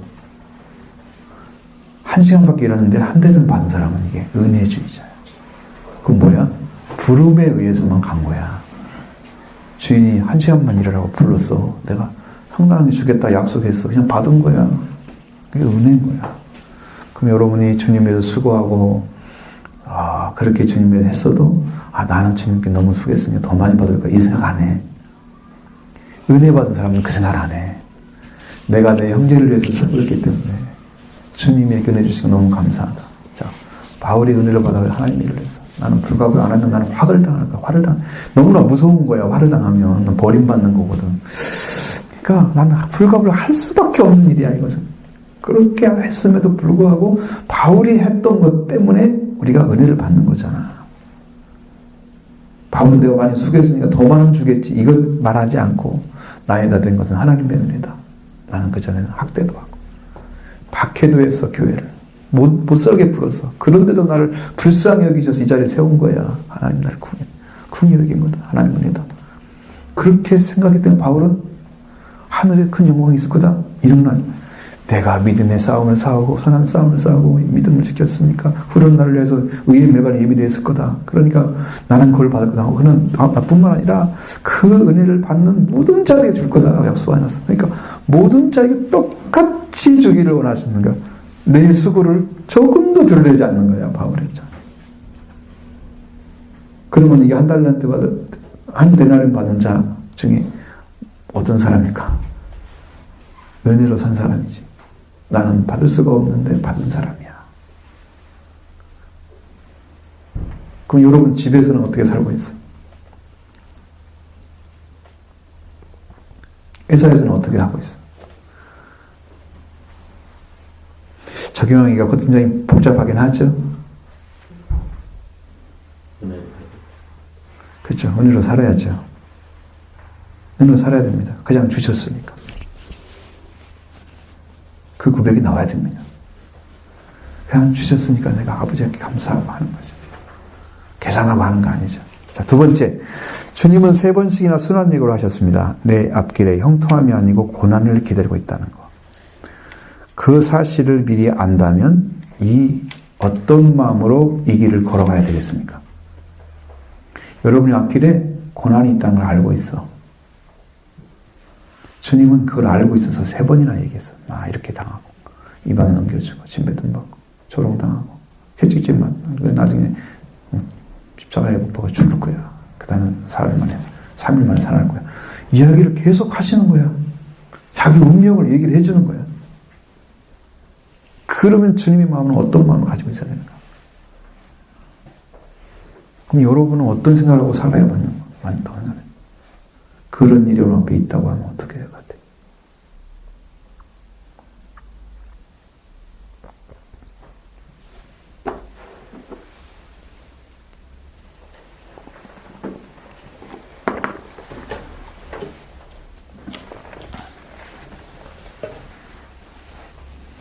어떤 마음으로 갈 것 같아요? 참, 이건 그냥 괜히 생각해 보는 거라 좀 별로 의미가 없는 것 같아. 근데 그런 일이 있다는 것을 내가 그냥 전제하고 생각을 해봐야 되니까 이게. 십자가에 소망이 있어야 고난을 즐겁게 생각하고. 그것이 이제 어떤 소망이 되느냐 문제죠. 그 지면서 나중에 어떻게 될 건가를 알면은 갈 수가 있는 거죠. 그러니까 우리의 싸움이 진다는 싸움은 아니에요. 지는 싸움은 아니기 때문에 우리는 이기는 싸움을 하고 있습니다. 주님이 이겨놓은 싸움을 이제 아주 주님께 완전히 패배한 사탄을 우리가 꺾어가는 거잖아요. 그래서 마귀와 싸움이 씨름이라고 나오잖아요. 싸움을 싸우는 거죠. 그런 싸움이에요. 예수님이 이겨놓은 싸움을 우리가 다시 이기는 거야. 사탄이 덤벼도. 그래서 내가 예수님 후예가 되는 거고, 예수님처럼 왕노릇하는 거고, 마귀를 지배하는 자가 되는 거고. 그거지. 우리 예수님 이겨놓지 못하는 내가 예수님처럼 이길 수 있는 사람이 아무도 없죠. 예수님한테는 졌어도 예수를 안 믿고 있는 사람한테는 마귀는 무조건 이겨. 마귀는 이겨. 왜? 이미 다 죽음을 가진 존재잖아. 생명이 없잖아, 걔들은. 불신자들 안에는. 그러니까 아무것도 왕노릇 할 수가 없어. 생명이 왕노릇 하는 건데. 무조건 이기죠. 우리는 달라요. 세 번째, 바디메오는 여리고로 지나가는 저 예수님을 향해서 통에 눈을 떴다. 나는 내 인생에서 찾아오신 예수님으로 말미암아 어떤 혜택을 얻었는가? 예수님 찾아왔죠. 여리고성 지나가면서 바디메오. 그때 그분이 다윗의 자손이라는 말로 예수님 불렀죠. 그러니까 이미 영적 눈을 떴잖아요. 예수님 때문에서. 그분이 있었다는 것은 알고 있었지만 그분이 그분인 것은 모를 수도 있잖아, 보통. 근데 예수가 그분이라는 사실을 그분은 눈을 떴다 말해. 만나자마자 알고 있었던 거지. 영적인 눈이 뜬 거지. 그럼 여러분이 예수님 만나서 어떤 혜택을 받고 있어요? 여러분 어떤 분으로 예수님 고백을 하고 있어요? 죄를 속량받은 은혜를 얻고 기쁨 안에서 삶을 살아갈 수 있게 해주셨어요. 우리 죄를 속량하시고 기쁨을 주시는 분. 혜택을 입은 거예요. 주님을 통해서.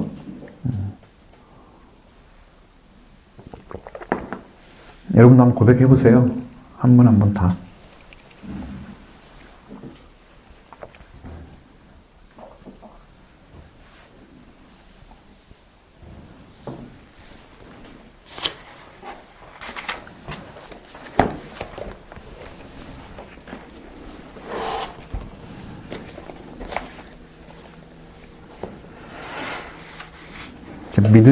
믿음의 자리는 항상 여러분이 지금까지 말씀 배운 것들이 다 그렇지만, 지금 여러분 스스로 안에서 주님을 바라보는 시각들이 자꾸 흔들리고 있다고 볼 수 있어요. 성경은 일정하게 말하고 있는데 내 안에 이루어지는 일들은 일정하지가 않잖아요. 성경은 분명하게 예수님이 하나님의 아들이고 그 다음에 왕으로 오셔서 지금 이미 십자가 벌어서 완전한 구원을 이루시고 여러분 주고 있다고 얘기하는데 여러분의 신앙 안에는 그것이 없다 그 말이야.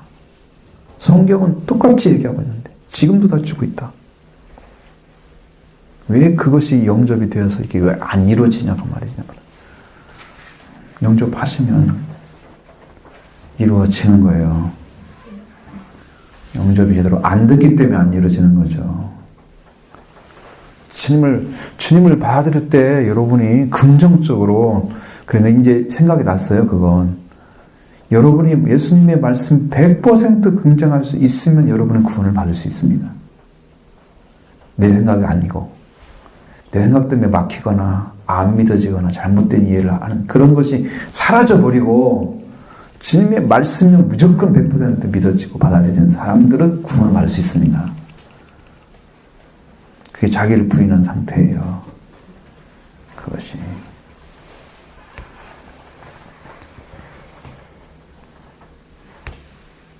근데 그것이 얼마큼 중요하냐 그러면 자기를 부인한다고 하는 말 속에는 여러분의 생각과 여러분의 마음을 내려놓는 걸 얘기합니다.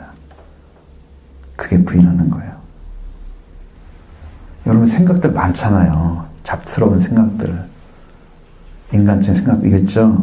주님 앞에서는 제로 상태가 되어야 됩니다. 이게 내 걸 인정하는 순간 주님은 여러분을 인정하지 않습니다. 내가 나를 주장하는 순간 주님은 여러분과 관계 맺을 수가 없습니다. 대립된 거잖아요, 주님하고. 내 마음, 나는 판단은 이렇게 하고 나는 생각은 이런데 주님은 이렇게 말씀하셔. 그렇게 하고 자기가 딱 서 있잖아요. 네 마음이 주님을 막아버리는 거예요.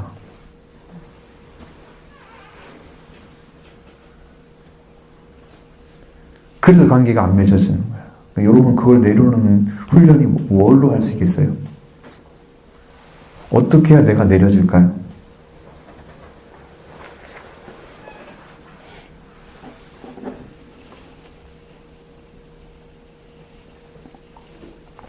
근데 그 말씀을 따라가는 사람들의 자리에서 지금도 여러분 안에 주님을 바라보는 시각이 정말 예수 그리스도 한 분에게 초점이 맞춰져 있는지를 맞춰져야 한다는 걸 아는 게 아니고 맞춰져 있는가를 보세요. 예수 그리스도께 여러분의 마음이나 생각이 초점이 딱 맞춰져 있어요?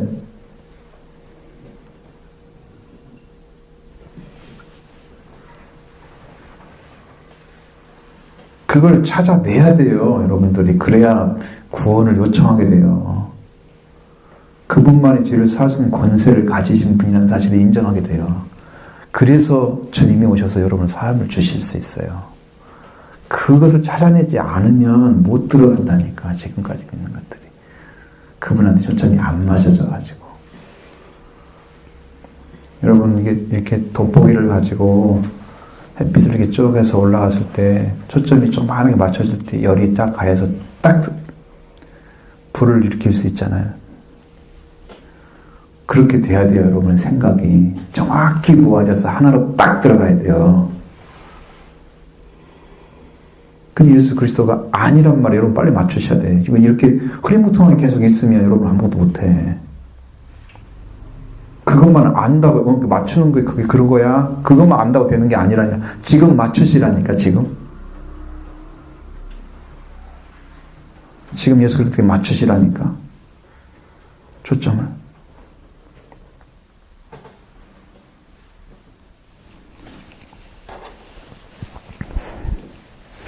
그래야 주님이 이루신 구원의 혜택이 여러분의 영 속에서 이루어져. 주님의 부활의 능력도 여러분 안에서 활동을 해. 속죄의 능력도 활동을 해. 그에 맞춰지면 주님이 그 말씀을 통해 타고 들어온단 말이에요. 믿는 믿음을 통해서.